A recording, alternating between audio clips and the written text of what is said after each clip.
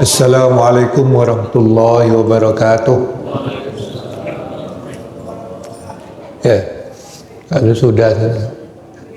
Alhamdulillahirabbil alamin. Wassalatu wassalamu ala asyrafil anbiya'i wal mursalin wa ala alihi wa ashabihi wa man tabi'ahum bi ihsanin ila yaumiddin. Amma ba'du, fa ya ayyuhal muslimun ittaqullaha haqqa tuqatih wa la tamutunna illa wa antum muslimun. Allahumma ya rabbana zidna ilma warzuqna fahman wa alhiqna bis salihin. Amin ya rabbal alamin. Alhamdulillah, setelah kita melepas jemaah kita dan dengan doa, diiringi doa semoga mereka selamat pergi, selamat menunaikan haji dan selamat kembali dengan dalam keadaan sehat walafiat. Kemudian kita bersyukur kehadirat Allah SWT pada ba'da subuh ini kita lanjutkan membaca Al-Quran yang sudah sampai kepada ayat 17, ayat yang sekarang ayat yang ke-18 surat Al-Kahfi.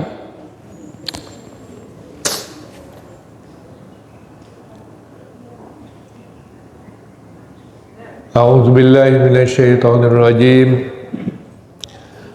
Wa tahsabuhum ayqadhan wa hum ruqud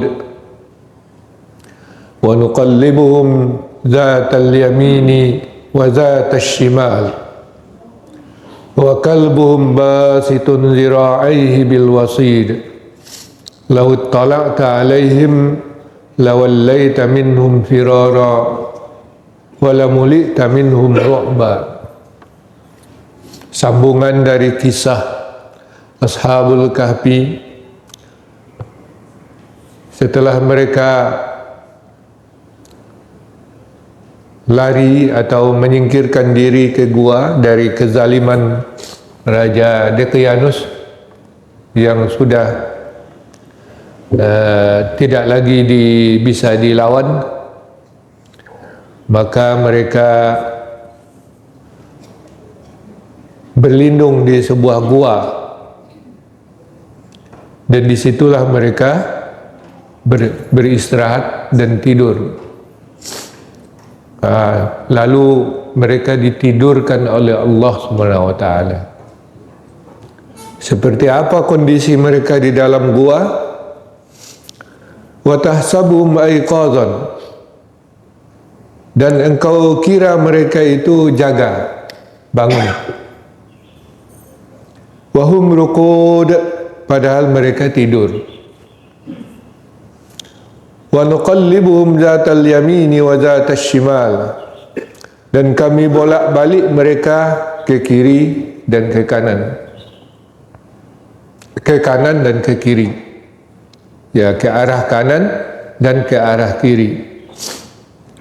Wa kalbuhum basitun zira'aihi bil wasid, dan anjing mereka duduk menghamparkan dua tangannya di pintu gua.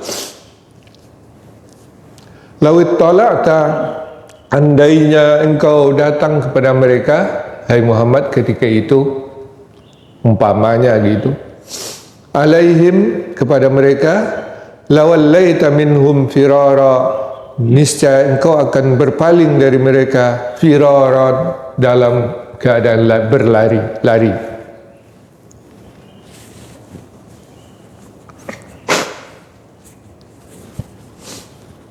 Wala mulita minhum ru'ba, dan niscaya engkau dipenuhi disebabkan mereka ru'ba, karena ketakutan, berupa ketakutan, dan niscaya engkau dipenuhi disebabkan mereka dengan ketakutan. Ya, ini kondisi mereka di dalam gua.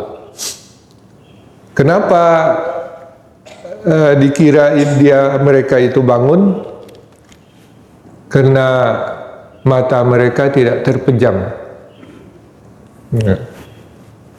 Jadi mereka tetap melek gitu. Orang tidur kan biasanya matanya terpejam. Nah, mereka tidak terpejam matanya, tapi mereka tidur. Nah, seperti itulah pertama cara Allah menjaga mereka.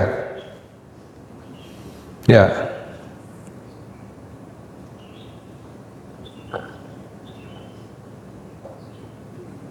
Kemudian yang kedua, karena mereka itu tetap hidup, mereka bergerak sama seperti kita tidur, kadang miring ke kanan, miring ke kiri, seperti itu. Wa nuqallibuhum zatal yamin wa zatal shimal. Itu untuk memelihara memelihara badannya supaya bergerak. Kalau diam aja terus sampai 300 tahun, kan itu ya itu ajaib juga, ya bisa juga. Tapi karena ya untuk memberikan relaksasi kepada tubuh mereka, maka mereka bergerak, dibolak-balik ke kiri dan ke kanan. Kita juga kalau tidur gitu juga begitu. Kalau apa namanya tetap aja tidak bergerak, kita sudah apa namanya itu sepocong nih, apa namanya itu semutan.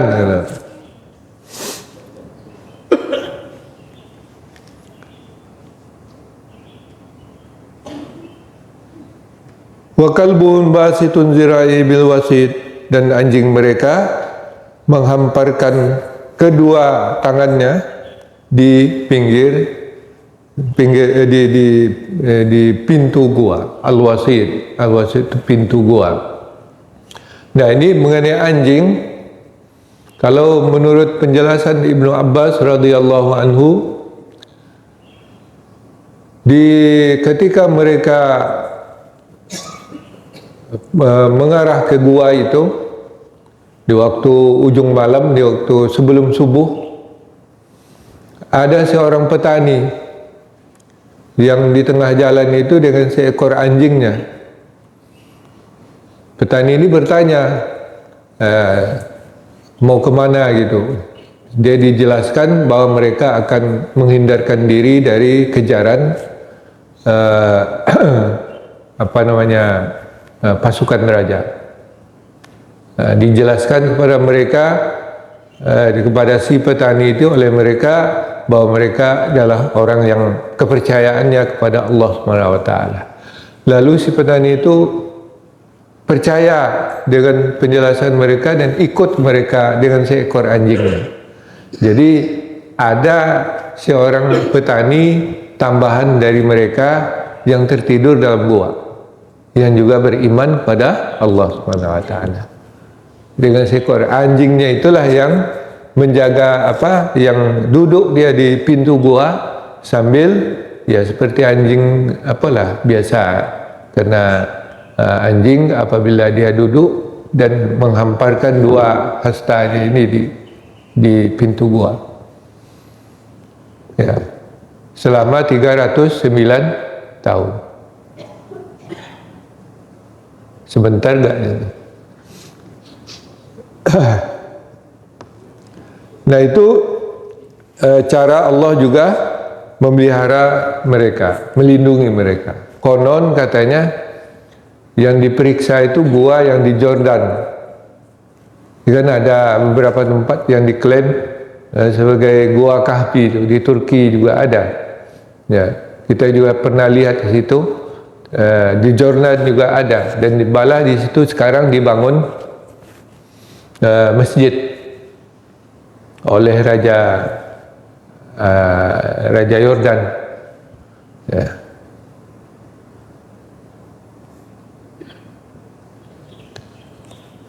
Ya, karena diperiksa unsur tanahnya di situ, memang di sana ada unsur-unsur yang diperlukan oleh tubuh.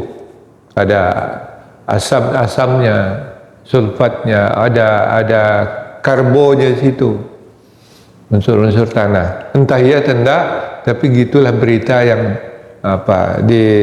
yang viral di media massa.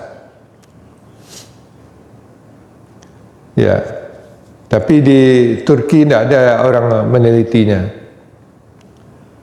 Dan ada juga yang disebut oleh orang-orang Kristen bahwa gua itu ada di atau Skotlandia.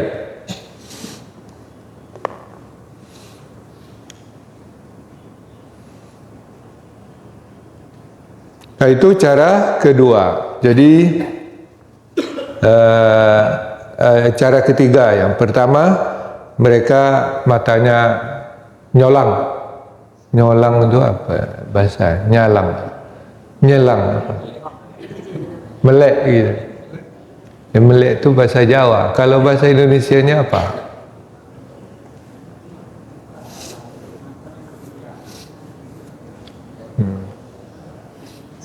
Ya, tidak tertutup matanya sehingga orang mengira yang datang situ mereka bangun atau jago. Kalau tidak tidur itu kan jago artinya. Atau bangun ya. Nah, padahal mereka tidur sebenarnya. Itu pertama, sehingga orang mau mendekat ke situ tuh karena mengira mereka bangun, tidak mau mendekat ke situ. Kemudian yang kedua, badan mereka tetap bergerak, dibalik ke kiri dan ke kanan oleh Allah supaya memberikan rileks kepada badan mereka selama tidur. Kemudian yang ketiga, anjing mereka mengawal di depan pintu. Jadi ikut berumur panjang anjing itu. Kemudian yang keempat, di situ suasananya dibuat agak seram gitu. Ya. Sehingga kalau ada orang sana, orang itu akan berbalik lari karena takut. Ya, wala mulita minhum ru'ba. Misal engkau dipenuhi oleh rasa takut disebabkan mereka. Ya. Jadi mereka tetap di gua itu tanpa didekati oleh orang. Ya. Ini kan itu umpama saja. Tidak ada orang yang tahu bahwa mereka itu bersembunyi di sana. Ini apa namanya itu? Diumpamakan, kalau umpamanya ada orang yang sampai situ, akan seperti itulah kejadiannya. Ya. Jadi oleh sebab itu disebut watahsabuhum, ya, watahsabuhum. Dan engkau engkau kira mereka itu bangun, padahal mereka tidur. Ya. Kemudian lawit talaqta, jadi khitabnya kepada Nabi kita Muhammad sallallahu alaihi wasallam. Jadi Allah mengatakan, hai Muhammad, kalau engkau hidup di masa itu dan engkau pergi ke sana, inilah kejadiannya. Ya, seperti itulah kira-kira. Ya, kenyataannya, realitasnya memang tidak ada orang yang sampai ke sana. Sampai mereka karena Dekianus itu berkuasa tidak lama, konon tidak sampai 10 tahun. Maka bergantilah kekuasaan di negeri Apsus. Ada yang Tarsus, ada yang menyebut Apsus, di kota Apsus. Karena penguasa sudah berganti, penguasanya ternyata terakhir beriman dia. yaitu di masa kekuasaan Raja Galenus, atau kita menyebut Jalinus. Ya, kalau ada orang namanya Jalinus kan ada itu. Ya. Jalinus.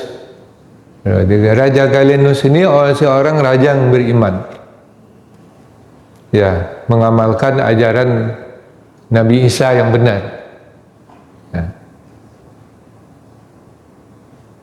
Oleh sebab itu kehilangan 7 pemuda, kata yang lebih kuat itu 7 pemuda yang hilang ini tidak menjadi perhatian lagi, karena tidak dikenal lagi.